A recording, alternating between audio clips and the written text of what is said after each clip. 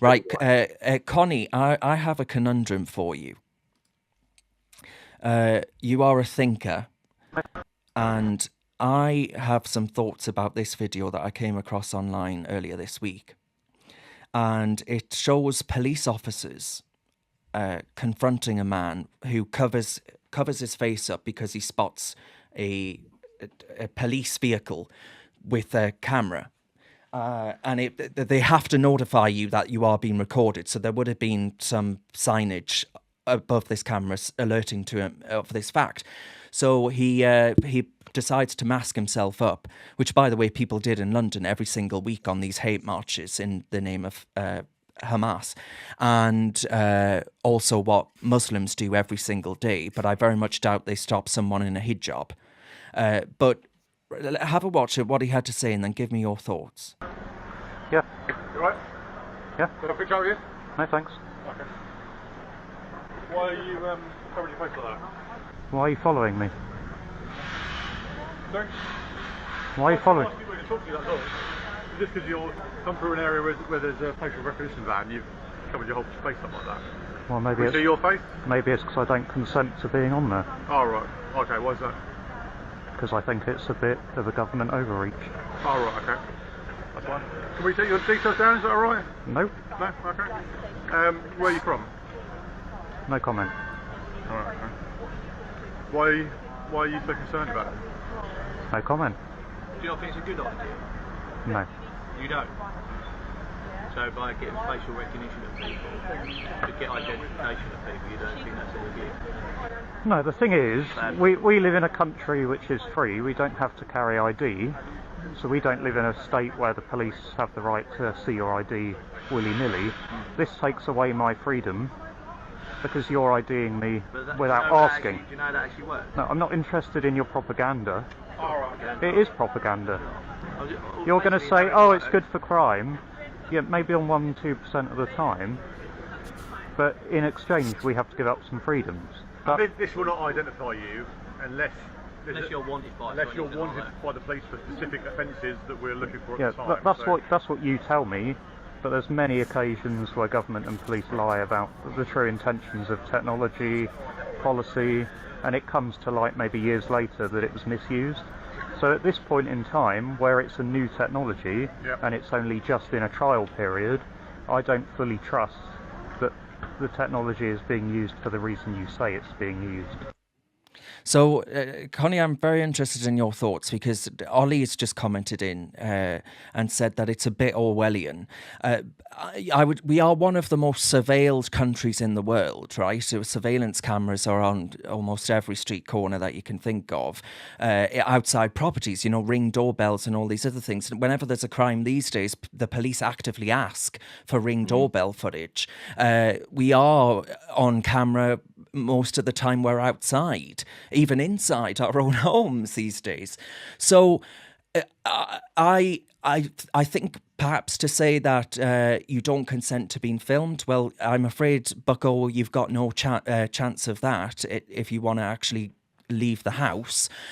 But where do we draw the line here? Because I don't think those officers would have actually stopped someone on a Palestinian march or someone that was wearing Islamic garb and covering their face. I find this a bit selective, and I do feel that this man was very reasonable. Yeah, I think the man was reasonable, but I do also think that when it's a matter of national security, I've thought about this topic a lot before, and the first time I actually saw a sort of campaign against this sort of thing was at the Battle of Ideas, and my first reaction was, well, hang on a sec, this is about national security. Why would if it is true that the only way he would be identified is if he's already wanted, I don't think that is a bad thing, as long as, like you say, Darren, it's being applied equally across all types of people, regardless of what garments they're wearing for whatever reason. I'm sure this man is not wanted by the police, but Yes. there needs to be a good, when we have this technology and when we have horrific crimes being committed in our country, I don't think it's necessarily a bad thing to be able to recognise people in this way. Yeah, I understand it is all. I understand it's Orwellian. Yes. But again, we are in a crisis, you could say, when it comes to our safety. Yeah, I, Alex? I'd just like to jump in here because I understand what Connie's saying. There's certain circumstances where you feel maybe after a terrorist attack or something important, or even something we saw in Southport, you may want, if someone's on the run, facial recognition rolled out to protect people and to identify the person quickly, which never seems to be the case with these facial recognition cameras, by the way. They only seem to ever be used when things are at peace. I mean, remember that acid attacker who no one could find for days and Yeah, days on end. But the scary thing is that Azadi. actually the High Court recently had a ruling on facial recognition cameras in the UK and their use of them, going all the way back to 2012.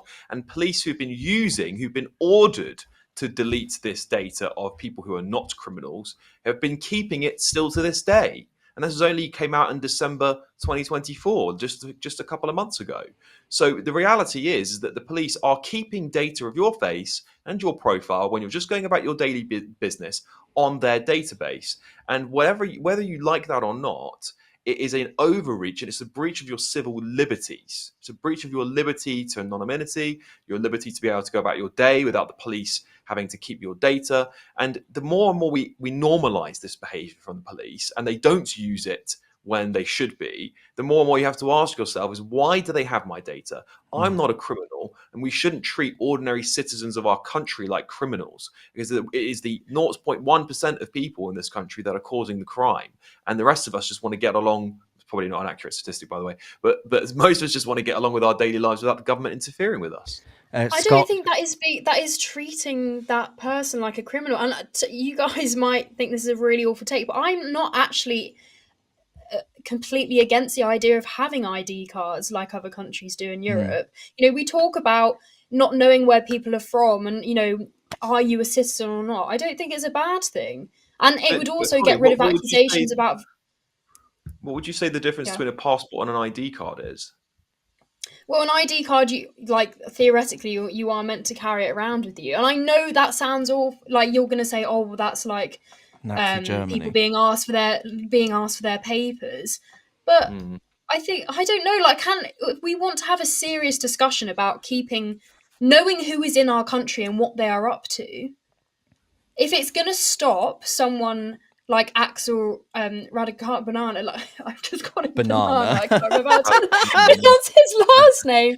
But if it's going to stop someone like that, and I know there are so many other things, if it is, I'm all for stop and search, for example. I don't think it's that different. No, I think stop and search is useful, and you're right. It's not different in that respect. But I think the reality is it wouldn't have stopped someone like Axel Radicani, because we've seen the way the police have treated that situation just there. My fear is that actually it's being weaponized against easy targets. This man clearly walking about his business through the high street, clearly has got nothing to hide. He's not he doesn't have to give the police his face and his data. He's entitled to walk away, and he's being accosted by them. What we tend to find is that he's not being accosted by them. He is. I don't think that's a fair... Give me your name, give me your details. He's being harassed by the police. That is not how they... I think he was being very reasonable, and I also think the police were being very reasonable in this case. They had a very civilised conversation, and as far as that video shows, he was able to walk away without them forcing to do anything. They explained to him what they were doing, and I think it's extremely... I find it very disturbing unless the police have good cause for them to interrupt the daily life of the citizen. But we don't know what's going on. We might, Darren's... It was either you or Darren was saying, these things only happen when we're at peace. Yes. But we have no idea. The fact that they discovered plots to blow up Taylor Swift's concerts last year led to them being cancelled. As awful it is, it's good that they were cancelled and they found those plots. We have no idea what's going on. So to say it only happens when we're at peace is against the point of them happening. Chloe, before you respond, Chloe, I'm just going to read out some comments. Scott says either everyone can cover up or nobody can. Richard says it won't be used to detect terrorists. It'll be used against people who don't conform with the government. Truth Seeker says government-imposed crimes justify government corruption. And Ollie asks, when was Magna Carta written? And Stephen says, can these cameras see through certain garments? We're obviously talking about certain garments of religious faiths. Obviously not. It's selective by its very nature. Yes, Chloe, what do you make of that? So I think I'm kind of on the fence as to whether we should have these cameras. I think realistically, if they exist, it's probably not going to affect my daily life that much because I'm on CCTV all the time. But I think Alex makes a good point, which is that probably these are used when it's a quiet day and there's nothing else to do and you've just got to get through your shift and you want an easy day. You think, oh, we'll just sit there, put the van up, put the cameras on, and we'll go annoy some guy who decided to put his hands over his face when he walked past the camera. Complete waste of time. You know, we saw this in lockdown. We saw police who are bored on their shifts think, oh, we're going to go after that person because they're having a cup of coffee sat on a bench. They're not. They've interrupted their exercise, their legal exercise to sit down for a moment. I had during COVID, you weren't allowed to see anybody else, but the Prets were open again, and I walk up to the coffee shop, and just as I'm walking into the queue, somebody I know happens to also be walking into a queue. We hadn't arranged to meet, but I just said, hi, how are you? On the way into Pret, and sure enough, police car pulls up, man jumps out, screams at me, are you in the same household? And I'm explaining to him, look, I'm literally just walked up to get a coffee. He's like, I don't buy that. You've been in lockdown long enough. You know the rules. He gets his notepad out and is about to write me a fine. Eventually talked him out of it, and he said, but if I see you guys one more time. And you just got these people who they've got power issues, and when they're bored on their shift, they'll just go after people. And you know, you might say, Connie, oh, you know, what harm are they really doing going and have a conversation with this guy? You know, I have to say, and I'm quite a tough cookie. The couple of times in my life that I have had the police come up to me and talk to me about something, you know, it does definitely raise my heart rate and make me pretty nervous when you've got a policeman come up to you. You think, oh my gosh, what have I done? Am I going to be arrested? You know, your mind thinks to the worst. I don't think that the police going up to someone and, you know, sort of grilling them just because they put their hands over their face is really fair. I think that you this know is what, just I don't necessarily think it's a bad knife crime and whatnot. I don't think it's a bad thing that you might have that, and because we talk about shoplifting being through the roof. If only those people felt the way that you did when there were, and I know the point is that there aren't enough coppers on the street, and you know, manning that. The idea they'd have to be near a supermarket anyway to stop that sort of thing from happening. But clearly people don't fear the police enough. And I'm not saying that necessarily that makes what they're doing here a good thing, but that feeling should be instilled in people who are doing bad things.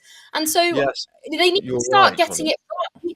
You don't fear the police when you see that the police in this country, they'll just go after people sat on benches during lockdown. You know that they can't be bothered to go after crimes that are actually difficult to solve, require a bit of manpower. Well, that's exactly it. Getting someone down on the ground who, you know, they might have a knife on them. You might put yourself in danger, but sadly, it's part of the job. You've got to go after. I think that is very true, Chloe, and I think that the reality is that, you know, I was talking about this yesterday on GB News actually, is that, you know, the police are not solving those crimes. So what would facial recognition do? You know, they won't even respond to a shoplifting.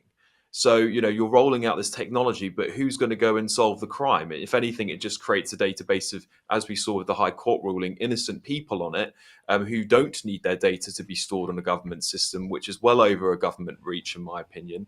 If you're an innocent citizen, sure, maybe you don't mind. Well, I've walked through facial recognition areas before, no problem whatsoever for me. But at the same time, I would very much like to know that my data has been wiped off of the government's systems, because I don't trust the Home Office, which constantly loses people's data, constantly can't find illegal immigrants that they've got on their register. I don't see why my data should be stored on there when there's legal criminals running around the country.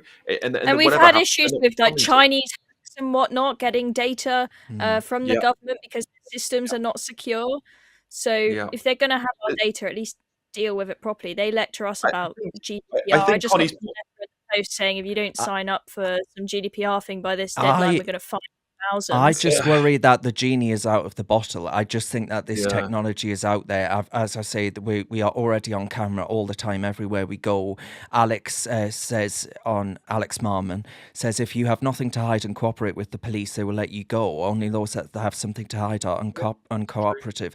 I mean, to be honest with you, though, during the Black Lives Matter stuff, when I was threatened with arrest, this was from an activist copper who quite liked the Black Lives Matter movement, and I do worry about the abuse of power. So and where do we go with the idea of a social credit system where you lose access to products and services if you haven't been a good citizen? I worry about that kind of direction, and perhaps that. It sounds like hyperbole, but I never thought we would be locked in our homes on 3 occasions, and we were.